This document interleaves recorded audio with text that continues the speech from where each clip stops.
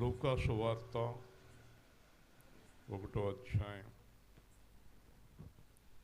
లూకా సువార్త 1వ అధ్యాయం 34 వచనం నుండి. అందుకు మరియా, నేను పురుషుని ఎరగని దానిని ఇది ఎలాగూ జరగడని దూతతో అనగా, దూత, పరిశుద్ధాత్మ నీ మీదకి వచ్చును, సర్వోన్నతుని శక్తి నిన్ను కమ్ముకొను గనక పుట్టబోవు శిశువు పరిశుద్ధుడై దేవుని కుమారుడనబడును. మరియు నీ బంధువురాలు ఎలిజబెత్ కూడా తన వృద్ధాప్యమందు ఒక కుమారుని గర్భము ధరించి ఉన్నది. గొడ్రాలనబడిన ఆమెకు ఇది 6వ మాసము. దేవుడు చెప్పని ఏ మాటైనను నిరర్ధకము కానేరదని ఆమెతో చెప్పాను.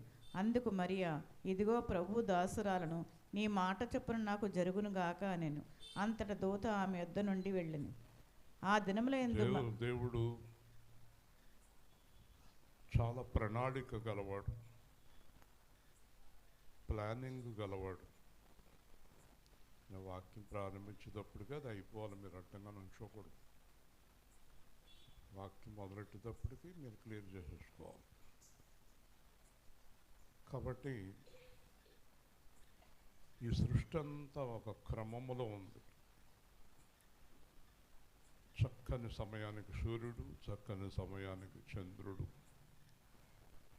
ఈ సృష్టిలో క్రమం తప్పిన వారు ఎవరంటే మనుషులు. మనుషులు ఇంతవరకు క్రమములోకి రాలేదు.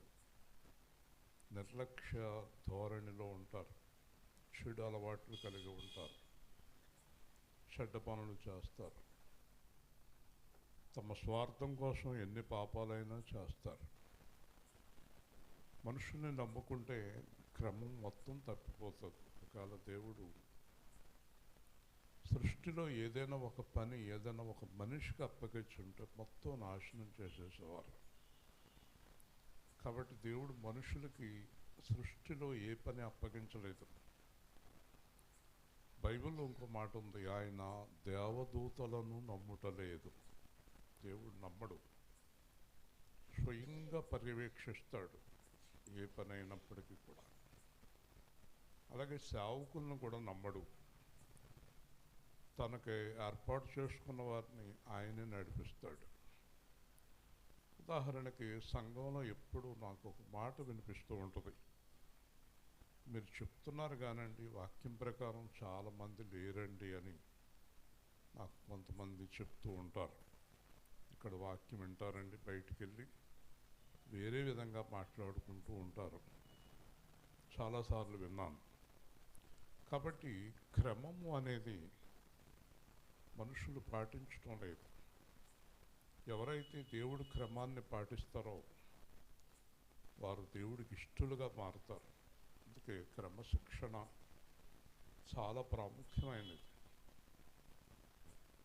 సమయం చాలా విలువైనది. ఖచ్చితంగా మనం సమయాన్ని పాటించాలి, పరిశుద్ధత కలిగి ఉండాలి. వేలెత్తి చూపించుకునే జీవితంలో మనం ఉండకూడదు. దేవుని పిల్లలం క్రమశిక్షణ కలిగి ఉండాలి. దేవుడు మొత్తం అంతా ముందుగా ఏర్పాటు చేసిన ప్రకారం గబ్రియేల్ అనే నమ్మకమైన దూత, దేవుడికి 2 దూతలు నమ్మకమైన వారు ఉన్నారు, మిఖాయేలు, గబ్రియేలు. దేవుని సముఖంలో దేవుణ్ణి ఎప్పుడు చూస్తూ ఉంటారు ఈ దూతలు. ఏ పని మీదైనా ఆ దూతలిద్దరినే దేవుడు ఉపయోగించుకున్నాడు చాలా చోట్ల. ఈ గబ్రియేల్ అనే దూతను ఈ శుభవార్త చెప్పడానికి దేవుడు పరలోకంలో నియమించాడు. కాబట్టి గబ్రియేల్ వచ్చి మొట్టమొదట ఎలిజబెత్కి కనిపిస్తాడు, తర్వాత మరియకి కనిపిస్తాడు. యేసుక్రీస్తుకి ముందుగా యోహాన్ని ఏర్పాటు చేసుకున్నాడు 6 నెలల ముందు. ఇదంతా ఒక క్రమం. ఎలిజబెత్తు దేవుడు చెప్పినట్టుంది, యోహాను దేవుడు చెప్పినట్టున్నాడు, మరియా దేవుడు చెప్పినట్టుంది, యోసేపు దేవుడు చెప్పినట్టున్నాడు, యేసుక్రీస్తు దేవుడు చెప్పినట్టు విన్నాడు. మీరు అలవాటు చేసుకోవాల్సింది దేవుడు చెప్పినట్టు వినడం. దేవుడు చెప్పింది విననప్పుడు దేవుడు మన మాట ఏది వినడు, మన ప్రార్థన ఏది వినడు. నాతో చాలామంది చెప్తూ ఉంటారు, చాలా ప్రార్థన చేస్తున్నామండి, ఒక్క పని కూడా అవ్వటం లేదు. అసలు మన ప్రార్థన ఆయన వింటే కదా పని అవ్వడానికి. ఎవరి ప్రార్థన దేవుడు వింటాడు అనేది మత్తయిలో 7లో స్పష్టంగా దేవుడు మాట్లాడాడు. నేను చెప్పింది చెప్పినట్టు చేసేవారి ప్రార్థన మాత్రమే నేను వింటాను. దేవుని స్తోత్రం. ఇంకెవరి ప్రార్థన దేవుడు వినడు. చెప్పింది చెప్పినట్టు చేయాలి. ఏం చెప్పాడో అది చేయాలి. అడుగు తీసి అడుగేస్తే దేవుడిని అడుగుతాను. మీరు కూడా అలవాటు చేసుకోండి, అప్పుడు మీ ప్రార్థన వింటాడు. ఈయన, అమ్మా నీ గర్భంలో ఒక కుమారుడు పుడతాడు, ఆయన లోకరక్షకుడు అవుతాడు. ఇవన్నీ చెప్పిన తర్వాత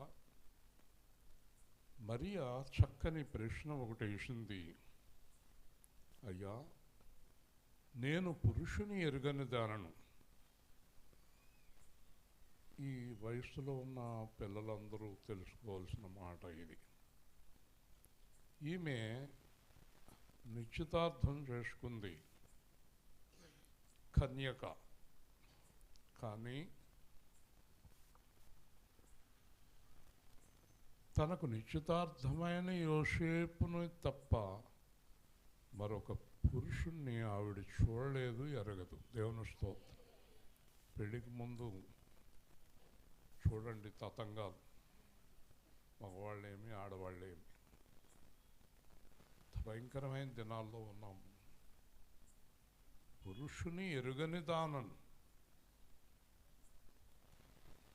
నిశ్చితార్థం అవ్వక్కర్లేదు, కలిసి తిరుగుతానికి. వీళ్ళిద్దరికి పెళ్ళి అంటే చాలు కలిసి తిరుగుతారు, ఇష్టం వచ్చినట్టు ఉంటారు. ఈవిడికి ప్రధానం కూడా అయిపోయింది.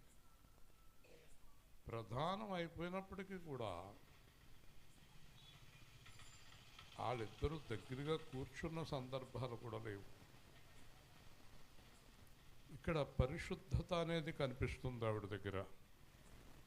చాలా పరిశుద్ధురాలు, వినయవంతురాలు, దీనురాలు అనే ఆవిడికి పేరు. స్త్రీలందరూ మరి ఎలాగా ఉండాలి, పురుషులందరూ యోసేపులాగా ఉండాలి. మనం ఇక్కడికి కథా కాలక్షేపానికి రాలేదు, పురాణ కాలక్షేపానికి రాలేదు, జీవితాలను సరిదిద్దుకుంటాకు వస్తున్నాం. దేవుని స్తోత్రం. ఇది కథ కింద వినకూడదు, కాలక్షేపానికి రాకూడదు. ఈరోజే నేను మారాలి అనుకోవాలి. ఇక్కడి నుంచి వెళ్ళే ముందే నా బుద్ధి మారాలి అని అనుకోవాలి. కాబట్టి నేను పురుషుని ఎరుగని దానను. ఇది ఎలాగ జరుగుతుందండి? నేను పురుషుని ఎరుగని దానను, ఇది ఎలాగ జరుగుతుందండి అన్నప్పుడు దూత పరిశుద్ధాత్మ నీ మీదకి వచ్చు. హల్లెలూయా, గట్టిగా చెప్పాలి. ఇదే మాట దేవుణ్ణి నేను అడిగాను 2003 డిసెంబర్, 21 సంవత్సరాలకు ముందు. అయ్యా, ఎక్కడికి వెళ్ళినా నాకు ఉద్యోగం ఇవ్వటం లేదు మీరు. సరే, ఉద్యోగానికి వెళ్ళొద్దంటున్నారు, సేవ చేయమంటున్నారు, వాక్యం చెప్పమంటున్నారు. నాకు అసలు ఆదికాండం అంటే కూడా అర్థం తెలియదు, వాక్యం ఒక్కటే నాకు తెలియదు, నేను ఎలాగ చెప్పను అని దేవుణ్ణి అడిగినప్పుడు పరిశుద్ధాత్మ నీ మీదకి వచ్చు. హల్లెలూయా. చూసారా, పరిశుద్ధాత్మ. ఈరోజు మధ్యాహ్నం ఒక సేవకుడు మాట్లాడుతూ, ఈ రోజున సేవకులందరూ కూడా సొంతంగా తయారైపోయారు. పరిశుద్ధాత్మ ఉండదు వాళ్ళకి. బైబిల్ ఇష్టం వచ్చినట్టు బోధించేస్తున్నారు. కింద కూర్చునే వాళ్ళకు కూడా పరిశుద్ధాత్మ ఉండదు కనుక ఇష్టం వచ్చినట్టు అర్థం చేసేసుకుంటున్నారు. పరిశుద్ధాత్మ లేనివాడు నా వాడు కాదు. మీరు కానీ, నేను కానీ, ఎవరైనా కానీ, ఇక్కడ కూర్చున్న కాలేబవని, లేకపోతే ఆ దయాకర్ అవని, ఎవడైనా అవనమే, పరిశుద్ధాత్మ లేకపోతే వాళ్ళ దేవుడు సంబంధులు కారు. మీలో ఎవరికి పరిశుద్ధాత్మ లేదో వారికి దేవుడికి ఏ విధమైన సంబంధము లేదు. ఇది బాగా గుర్తుపెట్టుకోండి. పరిశుద్ధాత్మ అనే దాని గురించి మనం మాట్లాడాల్సి వస్తే, పరిశుద్ధాత్మ దేవుడు ఎవరికి ఇస్తాడు అనేది కూడా బైబిల్లో చాలా స్పష్టంగా ఉంది. యోహాను అన్నాడు, నేను మీకు మారు మనస్సు నిమిత్తమై నీటిలో బాప్తిస్మిస్తున్నాను, కానీ నా వెనక వచ్చేవాడు ఆయన చెప్పుల నారు విప్పుటకు కూడా నేను యోగ్యుడను కాను. ఆయన మీకు పరిశుద్ధాత్మలో బాప్తిస్మం ఇచ్చును. గుర్తుపెట్టుకోండి, పరిశుద్ధాత్మలో బాప్తిస్మం ఇచ్చేది పాస్టర్ గారు కాదు. దొంగ పాస్టర్లు లబ తబ వచ్చేసింది, నీకంటే ఏమొచ్చేసింది, దీనికి ఏమీ లేదు, వీడికేమీ లేదు, అన్నీ అబద్ధాలు. 40 రోజులు ఉపవాస ప్రార్థన చేశాడు పరిశుద్ధాత్మ. పరిశుద్ధాత్మ అంటే అసలు ఎవరు అనుకుంటున్నావు? రాంబాబు అని బెంగళూరులో ఒక అతను ఈ మధ్యన కనబడతలేదు. ఆర్గాన్లోకి పరిశుద్ధాత్మ పంపుతున్నాను, మైకులోకి పరిశుద్ధాత్మ పంపుతున్నాను, ఆ వాటర్ బాటిల్లోకి పరిశుద్ధాత్మ పంపుతున్నాను. మొన్న వచ్చాడే అక్కడికి తణుకు అతను, మొత్తం అందరూ నీళ్ళ బుడ్లు పట్టుకోండి ద్రాక్షరసంగా మార్చేస్తాను అన్నాడు. అందరూ నీళ్ళ బుడ్లు పట్టుకుని ఉంచున్నారు. టప్ టప్ టప్ టప్ తష్ బుష్ బుష్ అన్నాడు. ద్రాక్షరసం అయిపోయింది చూడండి అన్నాడు. ఒక 2-3 ఆడ ఏర్పాటు చేసుకున్న వాళ్ళు ఉంటారు అక్కడ, ఆడ తాగారు. పుల్లగా ఉందండి. ఆ పక్కన ఉన్నవాడు అంటున్నాడు, పుల్లగా మామూలుగానే ఉంది, నీళ్ళు చప్పగానే ఉన్నాయి, మరి ఇటు పుల్లగా ఉంది అంటున్నాడు. నీకు విశ్వాసం తక్కువ ఉంది, అందుకే చప్పగా ఉన్నాయి, నాకు పుల్లగా ఉన్నాయి. ఏమండి, ఒక్క ప్రశ్న వేస్తాను, అతను కూడా వింటాడేమో తెలియదు, కానీ నేను అడుగుతాను, చెప్పండి. ఆలోచించండి, కొంత బుర్ర పెట్టి. విందుకు వెళ్ళాడు యేసుప్రభు. విందులో ఏమైంది? ద్రాక్షరసం అయిపోయింది. ఆ తల్లి అడిగింది, అయ్యా వాళ్ళ పరుగు పోతుంది నాయన, పాపం భోజనాలు పెట్టుకుంటున్నారు, అలాగేనమ్మా అని చెప్పి ద్రాక్షరసం చేసి, ఈడంగేం దొమ్మండి, ఇక్కడ నుంచి ఉన్న బాటిల్ పెట్టుకుని ద్రాక్షరసం తాగుతానికి. ఈడంగేం కర్మ, ఈడకేం పనికి మళ్ళీ పనులు ఏంటకి? ద్రాక్షరసం కాదు నువ్వు చేయవలసింది కదా. అక్కడ ఎవరి దగ్గర అయినా కథ భోజనం క్యారేజ్ తెచ్చుకుంటే ఆ క్యారేజీని ఎలాగాని ఆ 1000 మందికి భోజనం పెట్టేప్పుడు నీకు అప్పతనం కనపడుతుంది. హల్లెలూయా. ద్రాక్షరసం ఎందుకు? పైగా బాటిల్కి ద్రాక్షరసం తాగితే ఇంటికి వెళ్ళి చెంబులు పెట్టుకుని తిరగాలి కదా. ఏమైనా అర్థం ఉందా దానికి? కాబట్టి ఎందుకు చెప్తున్నానంటే, చాలామంది సంఘాలకు వెళ్తున్నారు, చాలా సంఘాలకు పోతున్నారు, పాస్టర్ల దగ్గరికి వెళ్ళిపోతున్నారు, ఆ సంఘం అంటారు, ఈ సంఘం అంటారు, తిరుగుతున్నారు. పరిశుద్ధాత్మ ఉందో లేదో తెలియదు. పరిశుద్ధాత్మ లేకుండా వాక్యం బోధింతే అదంతా అబద్ధము. ఎందుకంటే వాక్యం రాసింది పరిశుద్ధాత్ముడు. ఆయన లేకుండా చెప్పకూడదు, ఆయన లేకుండా మీకు అర్థం కాదు. 2, పరిశుద్ధాత్మ లేనప్పుడు మనం మన ఇష్టం వచ్చినట్టు జీవిస్తాం.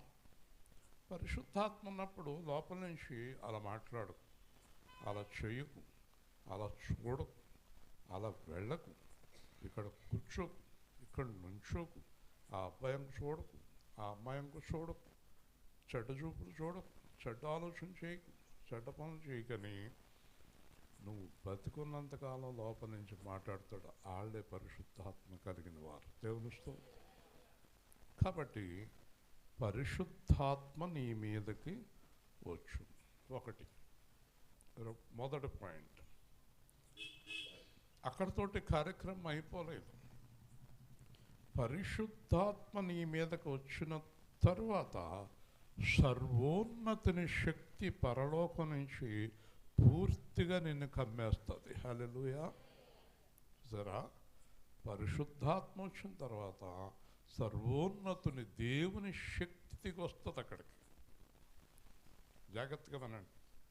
పరిశుద్ధాత్మ వచ్చి సర్వోన్నతుని శక్తి కమ్ము కొనును గనక పుట్టబో కుమారుడు పరిశుద్ధుడై దేవుని కుమారుడు అనబడును. హల్లెలూయా చెప్పండి.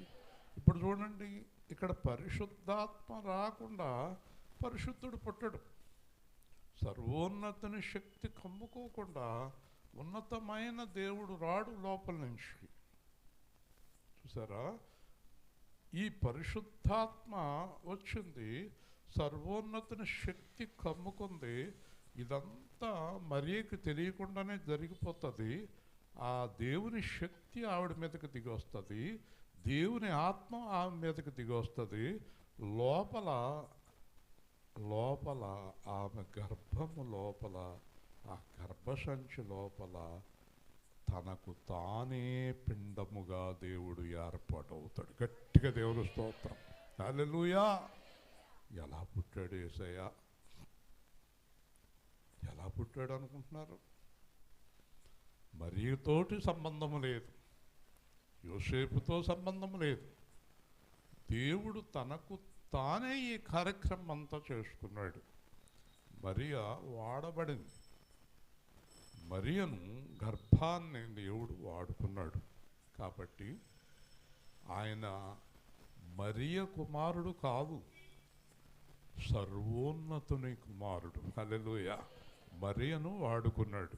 అందుకే మరియ కూడా ప్రభువాని ప్రార్థన చేసింది కొడుకుని.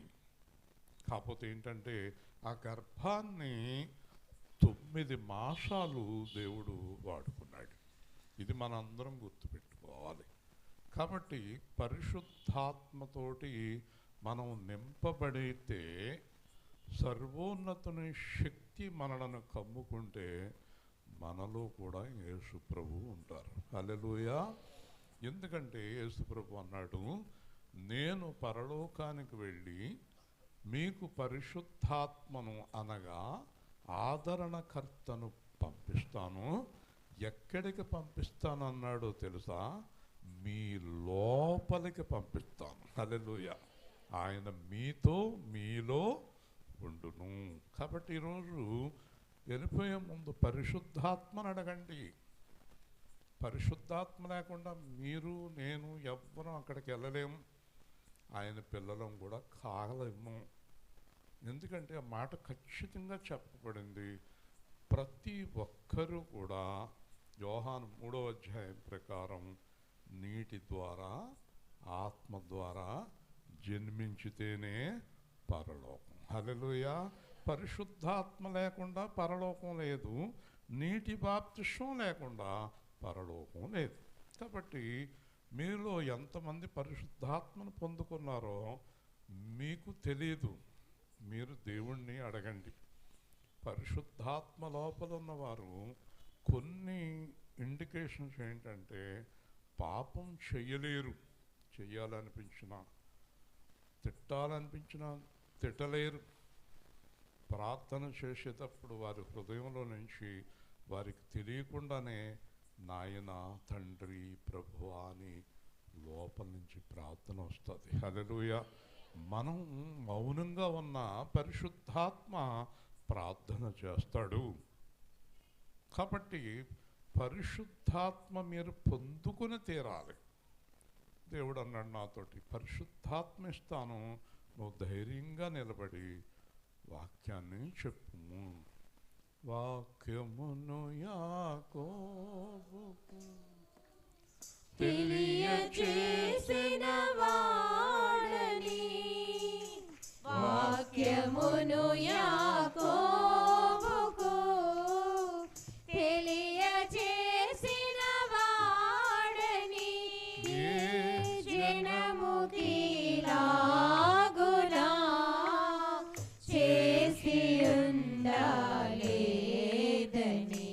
దేవునికి స్తోత్రము గానము చేయుటయే మంచిది.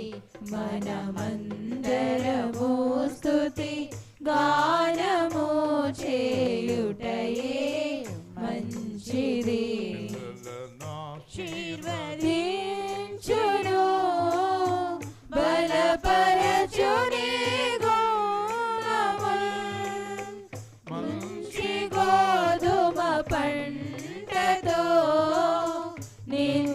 తృప్తిగనుంచును.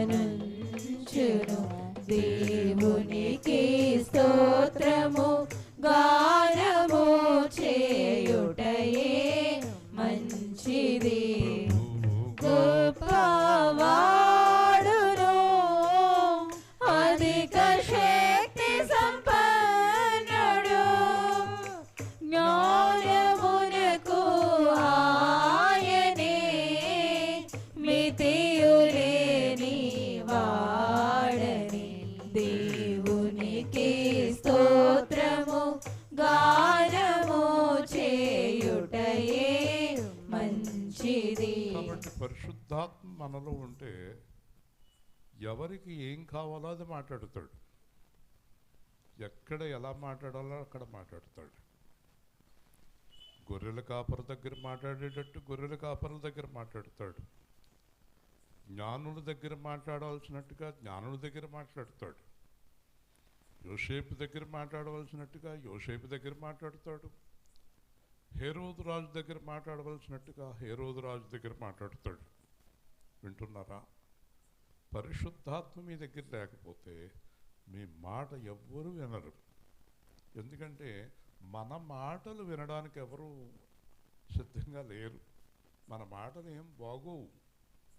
ఆయన మాటలే, ఆయన స్వరమే అద్భుతంగా ఉంటుంది. మీరు వినేటప్పుడు అవి దేవుని మాటలు మనుషుల మాటలు కూడా మీకు అర్థం కావాలంటే పరిశుద్ధాత్మ ఉండాలి. కొంతమంది సంఘాలకు వెళుతున్నారు కదా, వాళ్ళు ఏ సంఘం అయితే ఏముందంటే ఏ పాస్టర్ అయితే ఏముందండి అని గుండ్రంగా తిరుగుతుంటారు.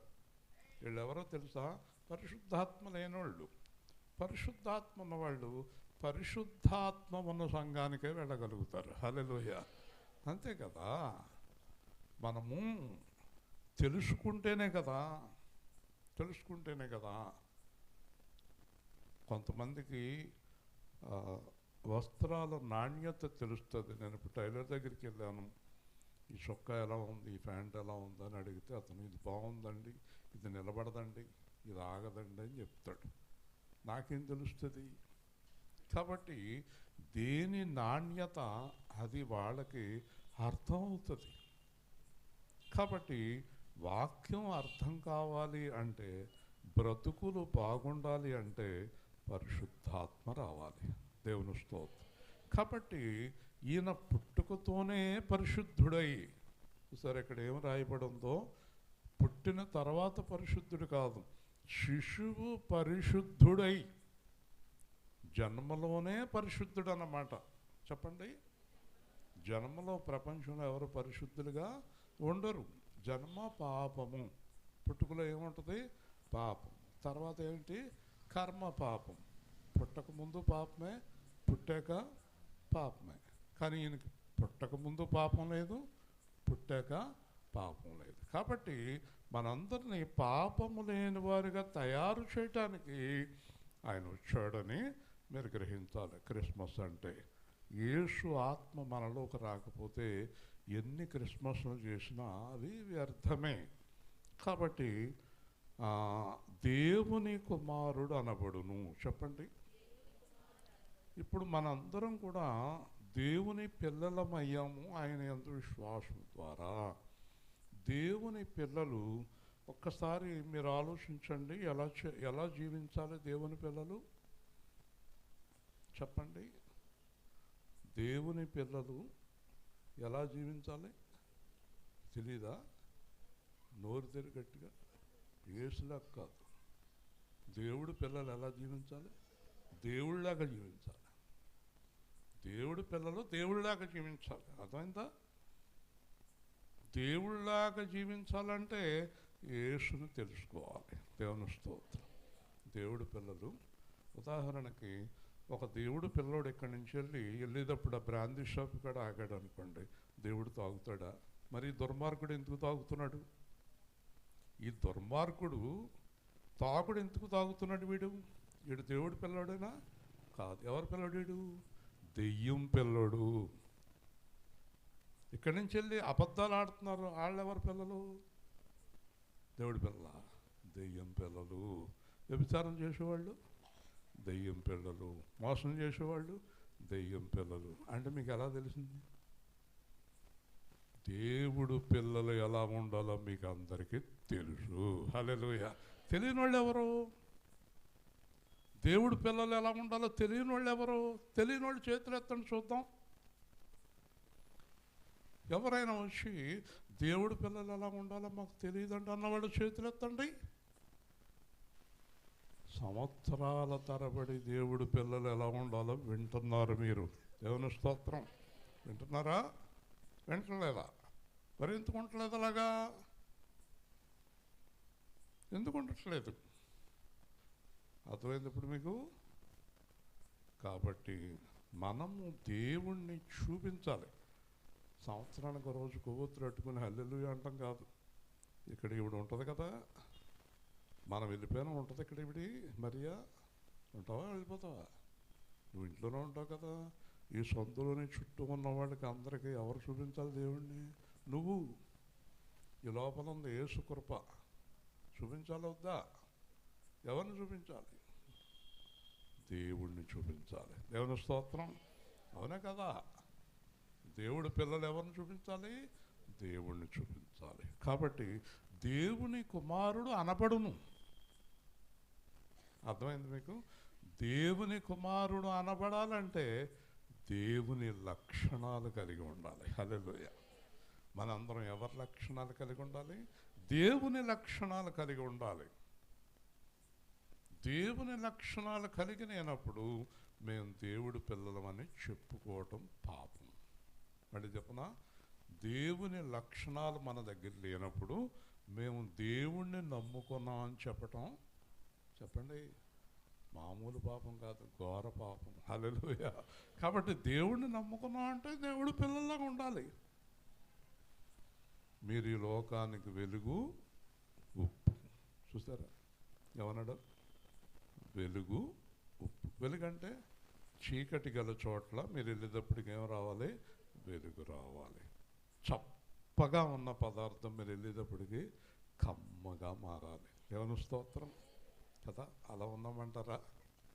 మనం ఎక్కడికి వెళ్ళినా కమ్మగా, వెలుగుగా ఉన్నామండి. ఉన్నామా? ఇందాక టీవీలో చూపిస్తున్నాడు. ఈ చంద్రబాబు నాయుడు గారు కూడా చాలా వాహనాలు ఉంటాయి సెక్యూరిటీ. దాంట్లో ఒక వాహనం అంట నలుపు రంగులోనూ ఇంకో రంగులోనూ ఉందంట. ఇది సెపరేట్గా కనిపిస్తుందని చెప్పి అందరూ కలిపి ఆ నలుపు వాహనం తీసేసి అన్నీ తెల్లగా ఉండే వాహనం మధ్యలో కొత్త వాహనం తెల్లది పట్టుకొచ్చి పెట్టారంట. దేవుని స్తోత్రం. అది ఒకటే నల్లగా ఉందని. చూసారా? మన జీవితాల్లో మచ్చ ఎక్కడుందో ఆ మచ్చ యేసు రక్తంతో కడిగేసుకోవాలి. దేవుని స్తోత్రం. తెల్లగా కనిపించాలి, పరిశుద్ధంగా కనిపించాలి. మన గురించి ఎవరైనా ఏమనాలి? వాళ్ళు దేవుడు పిల్లలమ్మ. పూర్వం మనం ఊళ్ళో చెప్పుకునేవాళ్ళం. ముసలోళ్ళు పెద్దోళ్ళు చెప్పేవారు, అయ్యయ్యా ఆ అబ్బాయి దేవుళ్ళు లాంటివాడమ్మా అనేవరా. ఆ అమ్మాయి దేవుళ్ళు లాంటిదమ్మా, ఆవిడ దేవుళ్ళు లాంటిదమ్మా, ఆయన దేవుళ్ళు లాంటివాడమ్మా. ఎందుకనేవారు? వాళ్ళంత మంచిగా జీవించేవారు. దేవుని స్తోత్రం. అంతేనా? చెడ్డగా జీవించేవాడిని తాగుపోతుండే దేవుళ్ళు లాంటి అంటారా? అంటారా? వ్యభిచారం చేసేదాన్ని దేవుళ్ళు లాంటిది అంటారా? అనరు కదా. కాబట్టి ఆ బిరుదు పొందారంటే అదృష్టం. దేవుని స్తోత్రం. హల్లెలూయా. చూసారా? కాబట్టి నీ బంధువురాలు ఎలిషబెత్తు, చూడండి ఎంత క్లియర్గా చెప్తున్నాడు. తన వృద్ధాప్యమందు, వింటున్నారా? తన వృద్ధాప్యమందు, ఆ గొడవ మీకు ఎందుకు? తన ఆ పనిచేసేవాళ్ళు ఉన్నారు కదా, వాళ్ళు చూసుకోవాలి. వాళ్ళు ఎక్కడికి వెళ్ళిపోయారు మరి. తన వృద్ధాప్యమందు, అందరూ చెప్పండి, వృద్ధాప్యమందు. వృద్ధాప్యమందు పిల్లలు ఎవరికైనా పుడతారా? అది సాధ్యమా? అది దేవుడికి సాధ్యం. కాబట్టి వృద్ధాప్యమందు కుమారుని గర్భము ధరించి ఉన్నది. దేవుని స్తోత్రం. చేత గర్భఫలం అనేది దేవుడు ఏ వయస్సులో అయినా ఇవ్వగలడు. గుంటూరు దగ్గర ఒక 2 సంవత్సరాల కిందట 75 ఏళ్ళ ఆవిడిద్దరు పిల్లల్ని కంది. ఏ వయస్సులో అయినా ఆయన ఇవ్వగలడు గర్భఫలం. ఆయనకి వయస్సుతోటి శరీరంతో ఏ విధమైనటువంటి సంబంధం లేదు ఆయనకి. కాబట్టి వృద్ధాప్యమందు ఆమెకు ఇప్పుడు గర్భం ధరించింది. కాబట్టి ఈయన పేరేంటి తెలుసా? యేసు ప్రభు పేరు తెలుసా? ఆశ్చర్యకరుడు, ఆలోచనకర్త, నిత్యుడగు తండ్రి, సమాధానకర్త, ఆశ్చర్యకరుడు, ఆలోచనకర్త, నిత్యుడగు తండ్రి, సమాధానకర్త. తన వంటి గొప్ప దేవుడు ఎవరున్నారిలలో? తన సాటైనా దీటైనా దేవుడు లేడిలలో. తన వంటి గొప్ప దేవుడు ఎవరున్నారిలలో? తన సాటైనా దీటైనా దేవుడు లేడిలలో. ఆశ్చర్యకరుడు, ఆలోచనకర్త, నిత్యుడగు తండ్రి, సమాధానకర్త. తన చూపులో దెయ్యాలు విలవిలలాడిను, తన చేతిలో రోగాలు లయమైపోవును. తన మాటతో ప్రకృతినే శాసించిన వాడు, నీటిపై టీవిగా నడిచిన వాడతడు. ఆశ్చర్యకరుడు, ఆలోచనకర్త, నిత్యుడగు తండ్రి, సమాధానకర్త. మన కోసమే తన ప్రాణాన్ని బలి ఇచ్చిన వాడతడు. మన కోసమే సజీవుడై లేచిన వాడతడు. తన శాంతినే పంచిపెట్టిన శాంతమూర్తి యేసు, తన సర్వాన్నే ధారపోసిన త్యాగశీలి క్రీస్తు. ఆశ్చర్యకరుడు, ఆలోచనకర్త, నిత్యుడగు తండ్రి, సమాధానకర్త. ఈరోజు పేపర్లో ఒక విషయాన్ని చదివి ఆశ్చర్యపోయాను నేను.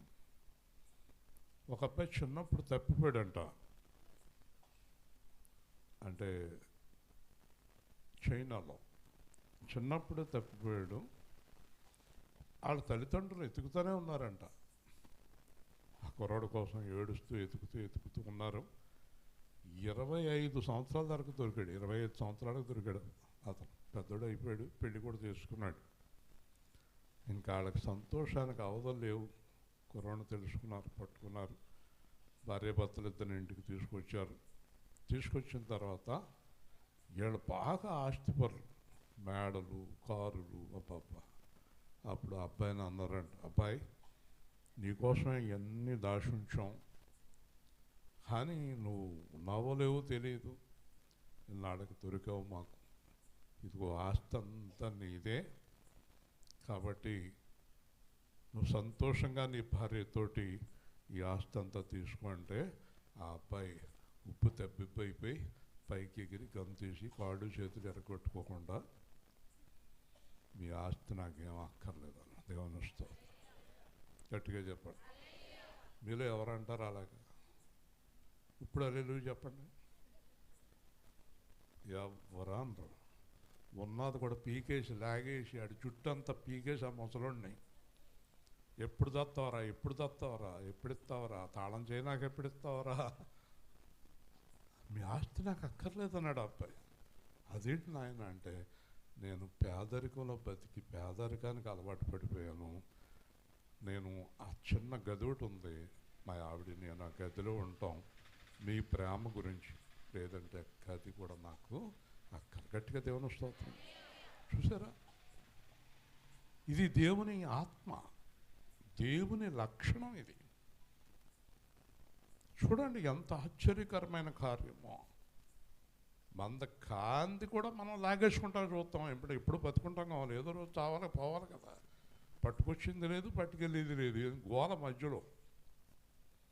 కాబట్టి వృద్ధాప్యమందు కుమారుని గర్భము ధరించున్నది. ఆమెను గొడ్రాలు గొడ్రాలు గొడ్రాలు అనేవారు అందరూ. ఆమెను అందరూ గొడ్రాలు అనేవారు. నేను గర్భం ధరింపచేశాను. హల్లెలూయా. అయితే గొడ్రాలు అనబడిన ఆవిడికి దేవుడు గర్భం ఇవ్వటమే కాకుండా ఒక అద్భుతమైన కుమారుణ్ణి అనుగ్రహించాడు. హల్లెలూయా. ఇన్ని సంవత్సరాల తర్వాత ఎంత దరిద్రుడు పుట్టాడేంట్రా బాబు అనుకోకుండా, అంతే కదా. బాగా లేట్ అయిపోయాక పుట్టినోడు పనికిమాలినోడు అనుకోండి, ఎందుకు పుట్టారా బాబు దరిద్రుడు అనిపిస్తుంది మనకి, అంతే కదా.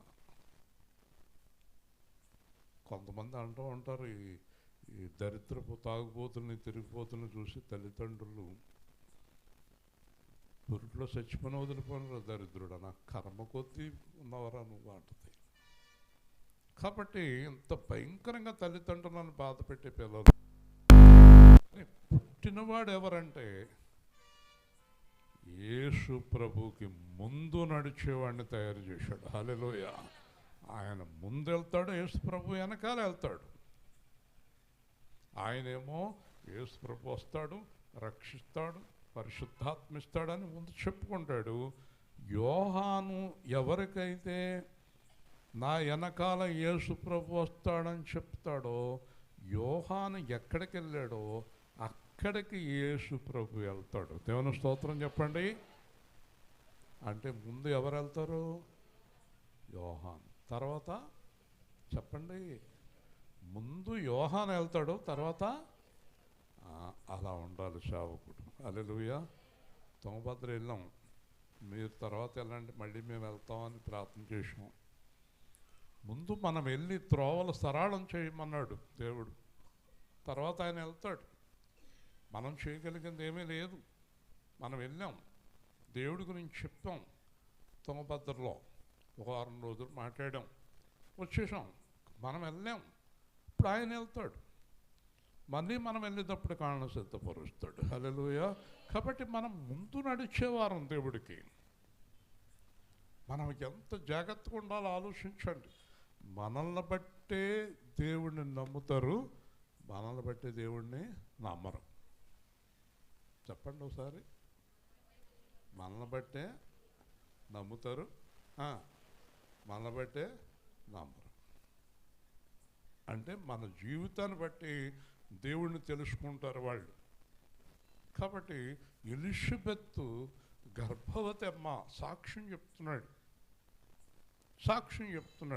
ఇక్కడ ఒక అద్భుతమైనది ఏంటంటే, దేవుడు చెప్పిన ఏ మాట అయినా, అందరూ చెప్పండి, గుర్తుపెట్టుకోండి, మనుషులు చెప్పే మాటలు ఏవి జరగవు.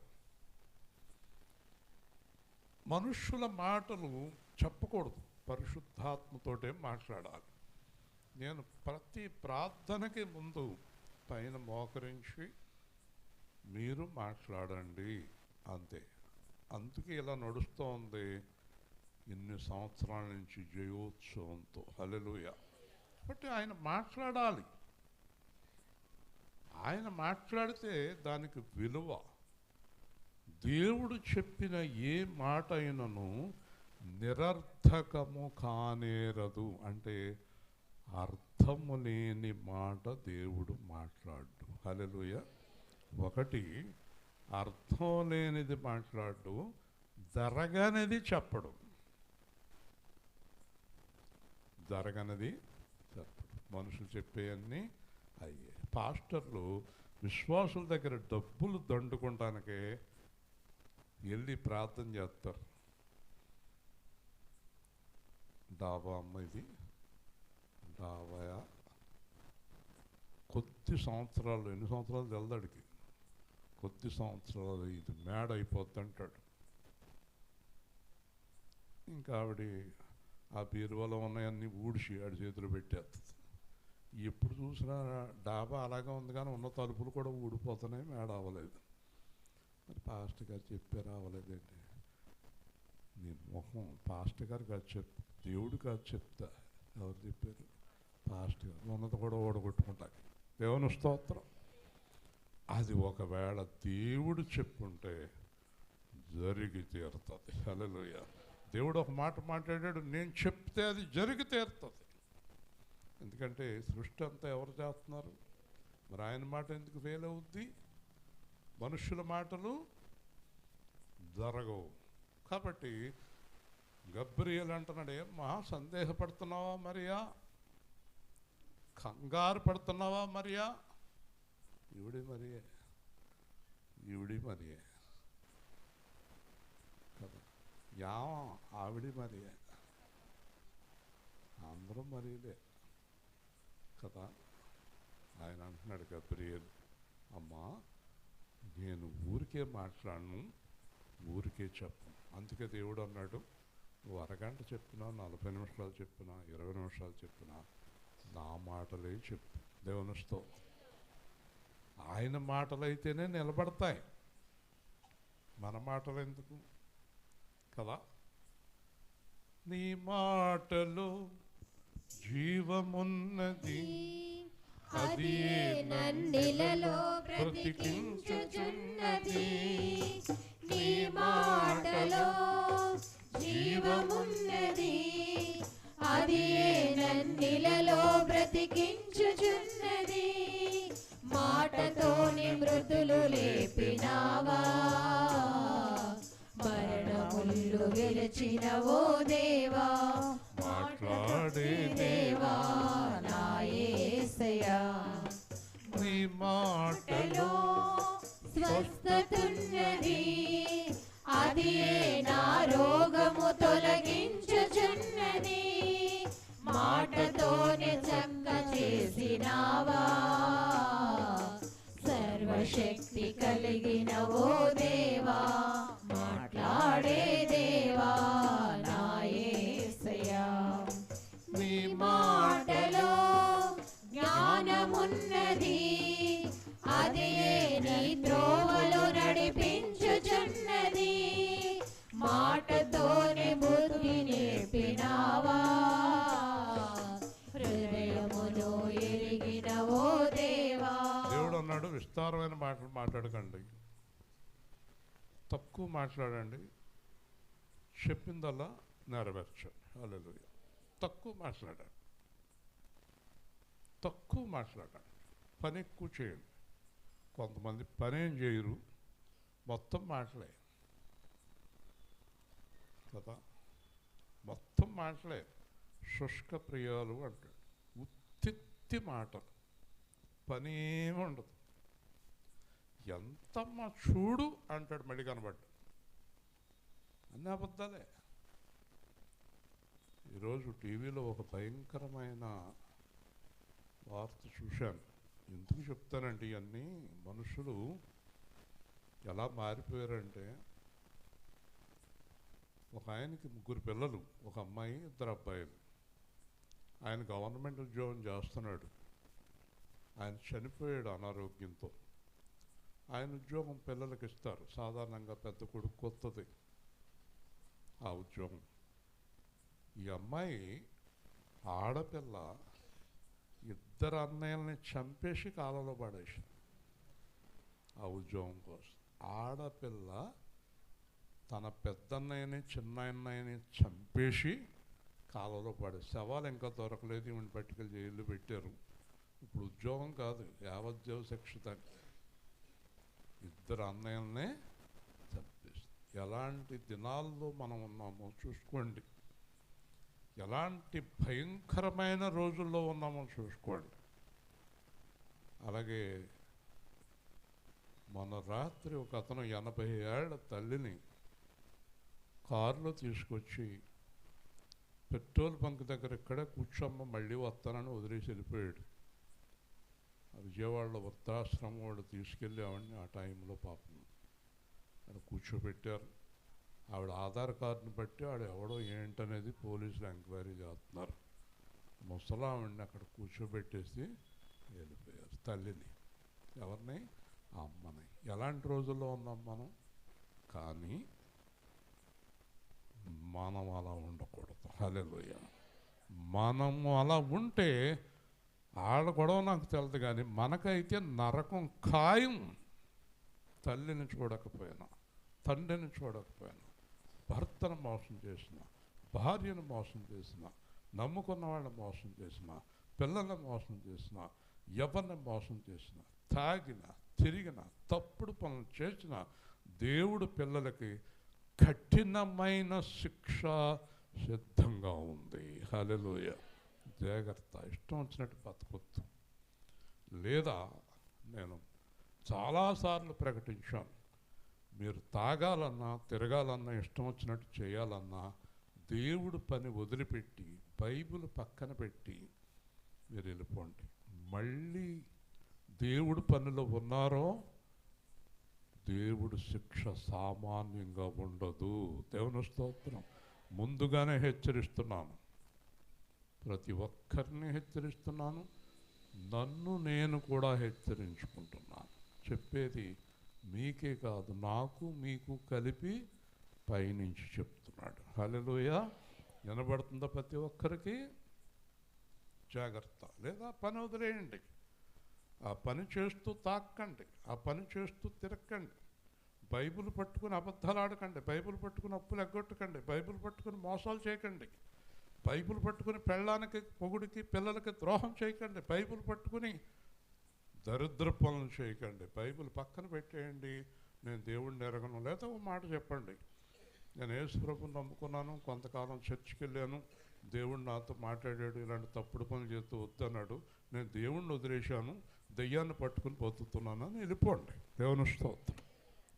ఆమెను చెప్పండి. చాలామంది చెప్తున్నట్లేరు గట్టిగా. అలా చేసేవాళ్ళే యేషావా కేంద్రంలో ఉండండి. దేవుని స్తోత్రం. లేదా ఖాళీ చేయండి. ఊరికే వచ్చి కూర్చోకండి ఇక్కడ అక్కడ. అర్థమైందా? కాబట్టి దేవుడు చెప్పిన మాట ఏది చెప్పండి? నిరర్థకము. గట్టిగా చెప్పండి. ఇప్పుడు నేను చెప్పిన మాట ఎవరిది? మీ విషయంలో అది జరిగి తీరుతుంది. హల్లెలూయా. అది మర్చిపోకండి, అది మర్చిపోకండి. కాబట్టి ఇక్కడ చాలా ముఖ్యమైన మాట చెప్పి మనం ముగించుకుంటున్నాం. అందుకు మరియా, ఇదిగో ప్రభువు దాసురాలను. చెప్పండి. చూసారా? అందుకు మరియా, ఇదిగో ప్రభువు దాసురాలను, నీ మాట చొప్పున నాకు జరుగునుగాక. హల్లెలూయా. చెప్పండి. నాతో కలిసి ఒక మాట చెప్పండి. నీ మాట చొప్పున నాకు జరుగునుగాక. ఈ మాట వివరించి ముగిస్తాను. ఒకటి, ఆవిడ దేవుడికి విధేయురాలైంది. రెండు, నీ మాట నా జీవితములో జరుగునుగాక. మూడు, నాకు అవమానం వస్తుంది, నా భర్త వదిలేస్తాడు, నా తల్లిదండ్రులు వదిలేస్తారు, చుట్టూ ఉన్న వాళ్ళని నిందిస్తారు, వ్యభిచారి అంటారు, హింసిస్తారు, చాలా బాధ పెడతారు, అవమానిస్తారు, ఎన్ని గొడవలు జరుగుతాయో నాకు తెలుసు. కానీ ఎన్ని జరిగినా, ఎవరేమనుకున్నా, భర్త వదిలేసినా, తల్లిదండ్రులు వదిలేసినా, నా జీవితంలో ఎన్ని అవమానాలు వచ్చినా, ఏది జరిగినా నా కడుపులో యేసు పుట్టునుగాక అందంతే. హల్లెలూయా. ఇది నిర్ణయం. అందుకే మరి గొప్పదైంది. యేసుప్రభు నమ్ముకుంటే తాగుడు మానేయాలా? వద్దులే, నాకు యేసుప్రభు వద్దు, నేను తాగుతాను. యేసుప్రభు నమ్ముకుంటే అబద్ధాలు ఆడకూడదా? అయితే వద్దు, అబద్ధాలు ఆడతాను. ఏడు దేవుడి పిల్లలా. కాబట్టి ఈ క్రిస్మస్ సందేశంలో మళ్ళీ చెప్తున్నాను, మారలేదో వదిలిపెట్టండి. వస్తారా? మారండి. దేవుని స్తోత్రం. చెప్పేది ఎవరు? ఇశ్రాయేలు కాదు. ఎవరు మాట్లాడుతున్నారు? దేవుడు మాట్లాడుతున్నాడు. ఒకవేళ మాట తప్పారో శిక్ష ఖాయం. శిక్ష రెండు రకాల. ఆర్ఆర్కే గారు చెప్పాడు. ఇక్కడ తాత్కాలికమైన శిక్ష, అక్కడ శాశ్వతమైన శిక్ష. ఇక్కడ మంచం మీద కాలు చేయ కదలదు, నోరు కదలదు, సైకిల్ చేసుకోవటమే ఇక్కడ శిక్ష. అక్కడ అగ్నిగుండంలో ఎప్పుడూ కాలుతూనే ఉంటావు. ఈ రాత్రి నిర్ణయానికి రా. ముందే హెచ్చరిస్తున్నాను. పాపం చేయాలనుకుంటున్నావా? చేసుకోపో, దేవుడిని వదిలేయి. యేసు ప్రభు మాట చెప్పకింకా, నేను దేవుడు బిడ్డను అనకింకా. ఒకవేళ పాపం మానేసి యేసు ప్రభు బిడ్డగా ఉండాలనుకుంటున్నావా? ఈ రోజు నుంచే పరిశుద్ధమైన జీవితం ప్రారంభించు. అదే నిజమైన క్రిస్మస్, అదే క్రీస్తు ఆరాధన. దేవుడు నా నోట ఆయన మాటలు ఉంచాడు, నా హృదయంలో ఆయన ఆత్మను ఉంచాడు. లేదంటే ఏ పాస్టర్ ఇలా చెప్పలేడు. భయం, సంఘం వెళ్ళిపోద్దేమో, ఎవరు ఉండరేమో, ఒక్కడే మిగిలిపోతానేమో. నాకు ఆ భయం ఏమీ లేదు. నన్ను చాలా సంఘాలు వాక్యం చెప్పడానికి రమ్మని పిలుస్తున్నాయి. ఖాళీ లేదు, ఖాళీ లేదు, ఖాళీ లేదు అంటున్నాను. ఒకవేళ నా సంఘం అంతా ఖాళీ అయిపోతే నేను నా భార్య కలిపి హాయిగా దేశం అంతా ఇద్దరం సువార్త చేసుకుంటూ వెళ్ళిపోతాం. హల్లెలూయా. I don't want. దేవుడికి ఇష్టం లేని సంఘ సభ్యులు నా సంఘంలో ఉండటానికి లేదు. గుర్తుపెట్టుకోండి, మార్పు తెచ్చుకోండి, జాగ్రత్తగా జీవించండి. ఎవ్వరికి భయపడి కంగారు పడిపోయే వ్యక్తిని కాదు. అలాంటి వ్యక్తిని దేవుడు తన సేవకుడుగా అభిషేకించడు. హల్లెలూయా. హానోకు వలె సాగెదా, హానోకు వలె సాగెదా, సాగెదా యేసునితో నా జీవిత కాలమంతా. నడిపేదా యేసుతో, నడిచేదా యేసుతో, గడిపేదా యేసుతో, నడిచేదా పరమును చేరగనే వెళ్ళేదా. హానోకు వలె సాగేదా, నే సాగేదా యేసునితో నా జీవిత కాలమంతా. మరచిన తండ్రి విడచిన బంధువులను వెలివేసిన బలవంతునితో సాగేదా, నే సాగేదా యేసునితో నా జీవిత కాలమంతా. శ్రమలు నన్నెదిరించిన, కఠినులు రాళ్లతో హింసించిన స్టెఫెను వలె సాగేదా, నే సాగేదా యేసునితో నా జీవిత కాలమంతా. క్రీస్తే చావైతే లాభమే, బ్రతుకుట క్రీస్తే చావైతే లాభమే. క్రీస్తుకు హత సాక్షిగా మారిన పౌలు వలె సాగేదా, నే సాగేదా యేసునితో నా జీవిత కాలమంతా. దేవుడు మాట్లాడుతున్నాడు. నేను పాట పాడేటప్పుడు ఈ చెడ్డగా బతికేవారు ఈ రాత్రి మార్పు రాకపోతే ఇది ఆఖరు రాత్రి కావచ్చు కొంతమందికి. మళ్ళీ చెప్తున్నాను, చెడ్డగా ఉండి దేవుడితో సహవాసం చేసేవారికి కొంతమంది జాగ్రత్త. ఖచ్చితంగా హెచ్చరిస్తున్నాడు దేవుడు. ఆఖరి రాత్రి అంటే మీకు వెంటనే ఇంకోటి అర్థమైపోయింది, చచ్చిపోతారా? చచ్చిపోరండి. మీకు అర్థం కాకపోతే అపార్థం చేసుకుంటారు. ఏం జరుగుతుందో పరిశుద్ధాత్మ లోపల చెప్పేస్తున్నాడు నాతోటి. ఒకవేళ మారకపోతే ఇదే ఆఖరి రాత్రి అని చెప్పన్నాడు నాతోటి, మీతోటి కూడా. ఏంటి ప్రభు అని అడిగాను. పాట పాడుతూ ఉంటాను, ప్రార్థన చేస్తున్నాను, లోపల మాట్లాడుతున్నాడు. ఇదే ఆఖరి రాత్రి అంటే దేవుడు అనేది ఇక మీదట నాకు వ్యతిరేకంగా పనిచేసేవారు ఎవరైనప్పటికీ ఈ రాత్రి నుంచి నేను వారితో ఉండను. దేవుని స్తోత్రం. విడిచిపెట్టి వెళ్ళిపోతాడు. వెంటనే దెయ్యం వచ్చేస్తుంది, చంపేస్తుందో పడగొడద్దో ఏం చేస్తుందో ఇంకా ఇష్టం, చెలరేగిపోతాడు దెయ్యం, ఏదైనా చేసేయచ్చు.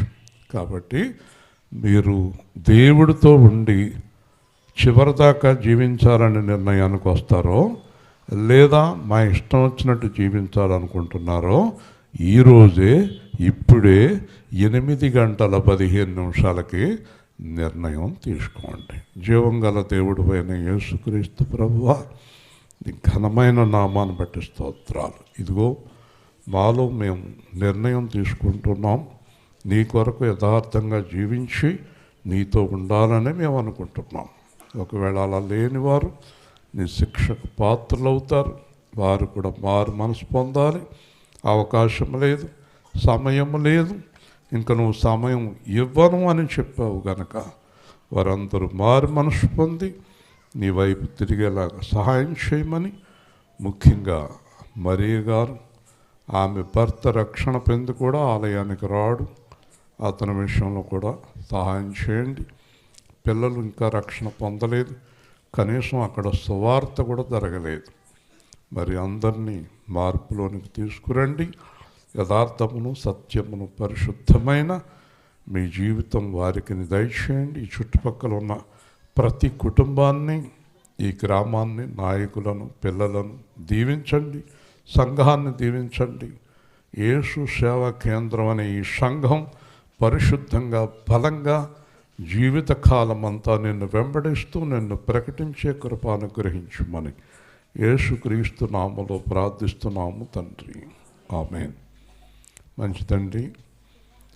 రేపు చంద్రశేఖర్ కట్ చేసేస్తూ వెనకాలే